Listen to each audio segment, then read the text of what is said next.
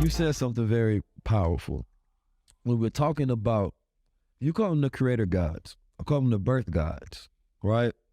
That are women. And there's more women than men.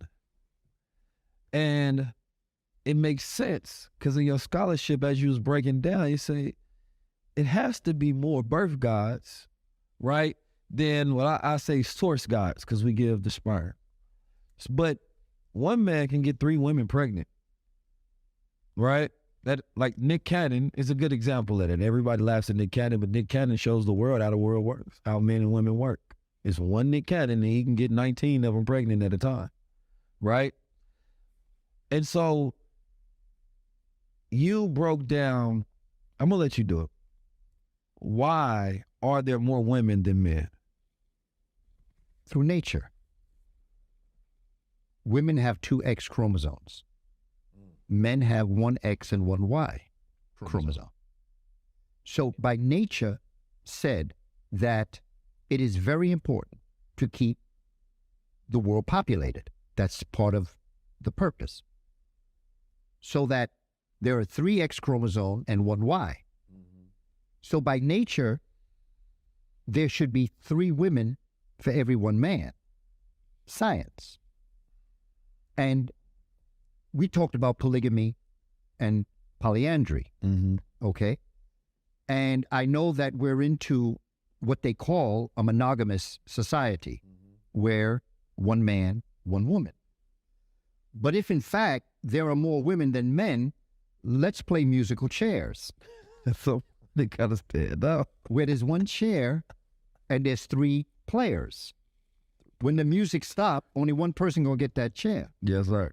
Which means that there are 2 players that will never fulfill winning the game. Players is out of luck. Now, I know that we're into the emotion of this. I'm talking about the science of it. I want to get from the emotion of it. Sir. Because I know that we're dealing in a society that is a very jealous, envious God. Remember where the psychology came from. Mitch, I need you to put a black screen on there and give them 5 seconds to get out their emotions and then cut back to it. Okay, that's good. Yeah, because we have to do this. This is a get out your emotions moment. Get to the science. Because I'm only trying to express from an African perspective, it is very important for us also to understand that polygamy is not a man's thing. It's not about men choosing the women that he wants. And as he matures, he wants to get a younger girl or a younger woman into the house. That's not what polygamy is. Okay, break it down. Polygamy is a natural functioning society that realizes that it is the woman that brings the house together of other women. And then they invite the man in to be that masculine. If you have a society where there are 3 women and 1 man, then it would be advantageous to have 3 women in a house with 1 man. And it becomes important because the reality is that there come a time in your life where the woman don't want the man around anyway. So, you go find somebody else. But that's a whole nother story altogether. Yeah. Because you get on my nerves now. Yeah. But the reality of it is, getting back to the seriousness of it, the reality is that there was not a jealous and envious God. When you look at nature, there is no husband and wife ram, or you, the woman. There is no husband and wife animal. The purpose of the man is to impregnate the female, to have a child so that it can continue, be it a lion and a lioness, be it an elephant or a fish. The idea is that you have to respond to your nature. And in nature, men and women have needs and desires. It is important for us to understand the difference between sensuality and sexuality. Because we're too caught up in sexuality. Come on, give us a breakdown. We're talking about sensuality. Yes, sir. We're talking about what is pleasing or unpleasing to the eye, to the nose, to the tongue, to the ear. Yes, sir. To the touch. Yes, sir. Don't touch me. But some people you want to touch, and they want you to touch them, you see, and then to think, okay? So the senses are there, and that sensuality is a need that all humans are born with, and you can't fight it. Yeah. So if you're playing musical chairs and you want to win, but you don't end up sitting in that chair, you're going to go unfulfilled. And in the African society, they saw the need to meet all the needs of the people themselves. And so in a society that maybe there were more women than men, men took on more wives. In a society where there were more men than women, women took on more husbands. In fact, if you really want to know, polyandry existed before polygamy. In order to understand naturally that you had to make sure that you had birth coming in.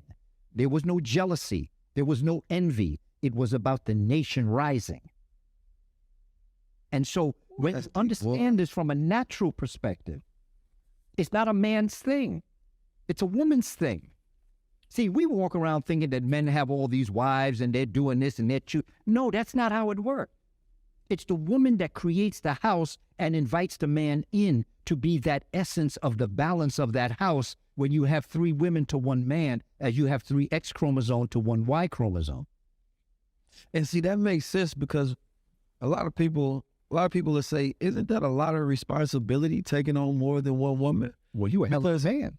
That's what I'm saying. So like, even in that, like when I went to Swaziland and South Africa and I visited, the Zulu tribe, and the brother was giving a breakdown because he was on his 3rd wife, right? But in order for him to do that, they all get their own houses, number one, which means that he has to be a man of resource. He has to earn this, right?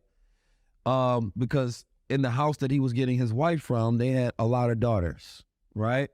And so what he was doing is, of course, he has to give a gift to the family. He has to be able to provide her own home before he can take on another wife, right? And so when you kind of think about that, it would make more sense for polygamy to be a woman's thing, to where it's like, if you're in a group and there's 10 women and there's one guy, and this guy, well, hey, I got mine, then other women like, what do we got? Like, I want to be with somebody. So they say, hey, we got to do the math here. It's only one person we got to share, right? Because, they want protection, they want provision, right? They want leadership, they want comfort and sensuality and all those other things as well. And so the mixed bag of reality is only viewing things from the lens of patriarchy, right? We don't view the decisions that women made throughout history. We context everything as if it was all constructs that came from us, that these constructs weren't created side by side, that some of these things that are traditions that we hold today came from the matriarchal line of thinking. These were their ideas, and we decided to go along with it. And we don't know what things that today a person will be destroying, thinking that it was a man that came up with it, but it was rooted in matriarchal thinking. Absolutely. And look at what we do when we get married. What is it called? Matrimony. Holy matrimony. It's not called patrimony. Holy matrimony. Okay? Everything is right in front of us. Yeah. Everything is there in front of us to see. Even astronomy. Ast, the feminine principle. Right. Ra, light, heat, and sound energy. Right. Okay? Nomi is to know. Yeah. So when you study astronomy, you are studying the feminine principle in light, heat, and sound energy that brings life. Because even a wedding is all for the woman. Ain't no man want no wedding. You know what I'm saying? She get this, just think about the weddings today. She got this $20,000 dress on, got this damn 40, 50, 100,000. Some people put $800,000 on a ring, right? You got to spend life savings, right? The father got to give money out. It's the thing that the brothers is going through. This is financial hindrance. Ain't nobody, he get a regular tux and he gonna jump over a broom, right? And he got to share all his resources for the rest of life. So it actually, when you think about it, that wasn't the man that came up with that. That don't make sense that was a man's idea. It was nature's idea. It was a thing, because I paid for 2. So I know what you're saying. Okay, yes. I'm living the life. Okay, so I know what you're saying, along with college and loans and things. Okay, so I know what this is. Yes, sir. And I did it in the understanding of the African tradition, that the coming together of creating a dynasty. You see, our society that we have to create, this is why we got to talk to our brothers and sisters as we're developing this conceptual framework to understand that what we need to build, the society we need to build, is not going to be built on baby daddies. Okay? It's not going to be built on that. People build nations. Families build dynasties. Nations rise and fall. Dynasties last forever. When you hand down, see, rich is when you individually are rich. Wealth is when your family's rich. And we as men and women have to understand this, but we as men have to have a conversation as to what we need to do to understand that when we were talking to our sisters, I'm just going to give you the Kush Kemet word for it. Yes, sir. We call them Hemet Neset Waret. Hemet Neset Waret. Hemet Neset Waret. When you break that metaphor down, it represents the deep well of water that I return to when I'm parched by the desert. Now look at the metaphor. Think of what our women were to us. I don't know if people have ever been parched by the desert before. We've been thirsty. I'm not talking about thirsty. Yeah, there's a lot of people that's thirsty. I'm talking about parched. Okay, parched. Parched is when dust be jumping out your mouth. Yeah. When you talking. Yeah. And when you're parched by the desert, because I've been in the desert, there's only one thing on your mind. There's only one thing that will satisfy. Right. That's water. That's the waters. But hold on. That sister's not just water. She a well of water. But hold on. She a deep well of water. Long before they were our bitches and our hoes, our thoughts, they were Hemet Neset Waret. And they sat beside us. Not in front of us, not above us, not below us. Our Hemet Neset Waret sat beside us. Right. That's balance. That is Ma'at. And so as we're dealing with these concepts of polyandry and polygamy, we may tell jokes, we may say funny things, but when you look at nature family, it was to satisfy and meet the needs and solve the problems of the community.